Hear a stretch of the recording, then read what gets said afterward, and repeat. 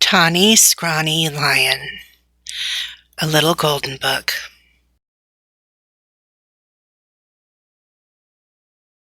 By Katherine Jackson.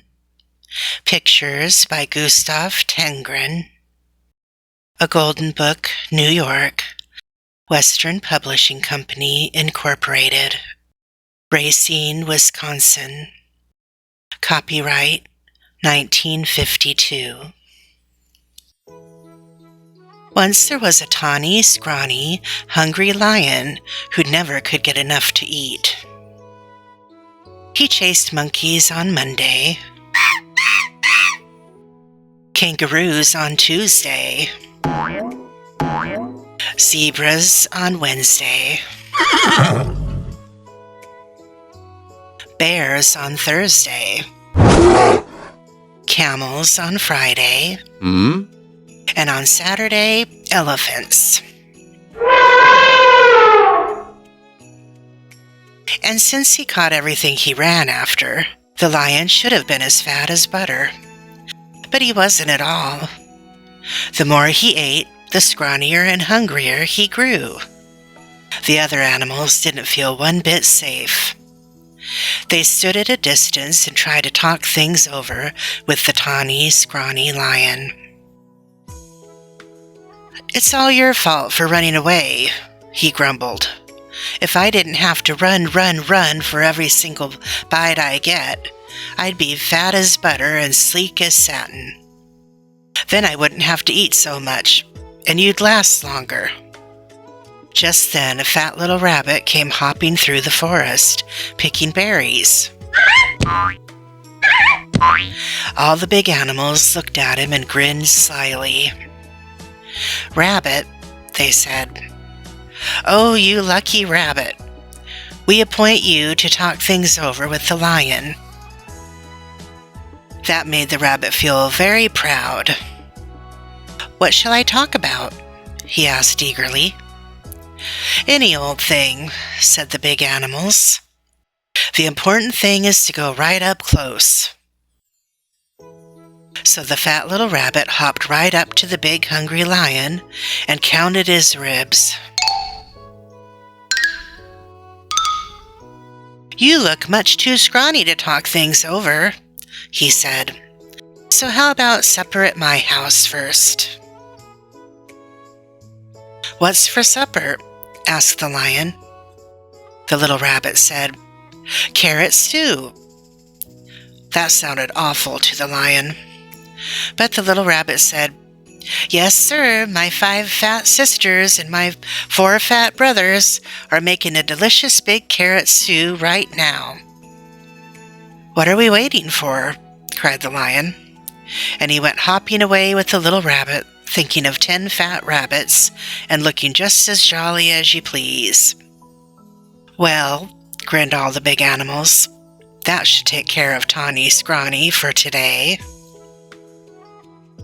Before very long, the lion began to wonder if they would ever get to the rabbit's house. First, the fat little rabbit kept stopping to pick berries and mushrooms and all sorts of good-smelling herbs. And when his basket was full, what did he do but flop down on the riverbank? "Wait a bit," he said.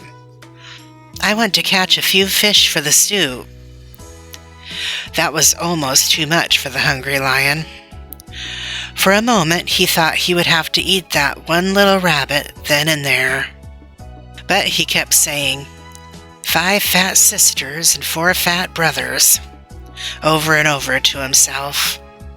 And at last the 2 were on their way again. "Here we are," said the rabbit, hopping around a turn with the lion close behind him. Sure enough, there was the rabbit's house, with a big pot of carrot stew bubbling over in an open fire. And sure enough, there were 9 more fat, merry little rabbits hopping around it. When they saw the fish, they popped them into the stew, along with the mushrooms and herbs. The stew began to smell very good indeed. And when they saw the tawny, scrawny lion, they gave him a big bowl of hot stew. And then they hopped about so busily that really, it would have been quite a job for that tired, hungry lion to catch even one of them. So he gobbled his stew, but the rabbits filled his bowl again. When he had eaten all he could hold, they heaped his bowl with berries. And when the berries were gone, the tawny, scrawny lion wasn't scrawny anymore.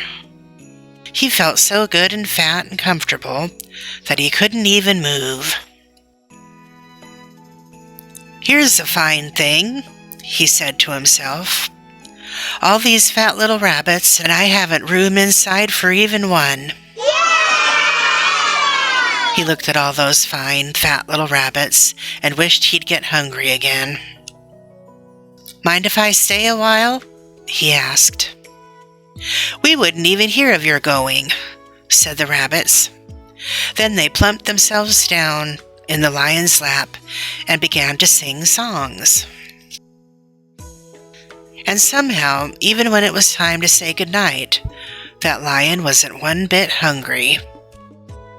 Home he went through the soft moonlight, singing softly to himself. He curled up in his bed, patted his sleek, fat tummy, and smiled.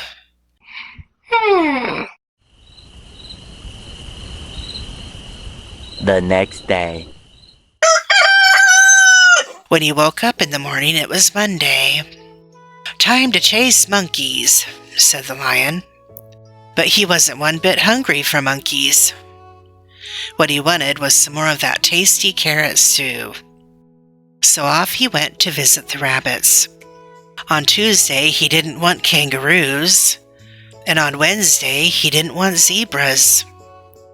He wasn't hungry for bears on Thursday, or camels on Friday, or elephants on Saturday. All the big animals were so surprised and happy. They dressed in their best and went to see the fat little rabbit. "Rabbit," they said, "oh, you wonderful rabbit, what in the world did you talk to the tawny, scrawny, hungry, terrible lion about?" The fat little rabbit jumped up in the air and said, "Oh my goodness! We had such a good time with that nice, jolly lion that I guess we forgot to talk about anything at all." And before the big animals could say one word, the tawny lion came skipping up the path. He had a basket of berries for the fat rabbit sisters, and a string of fish for the fat rabbit brothers, and a big bunch of daisies for the fat rabbit himself. "I came for supper," he said, shaking paws all around. Then he sat down in the soft grass, looking fat as butter, sleek as satin, and jolly as all get out, all ready for another good big supper of carrot stew.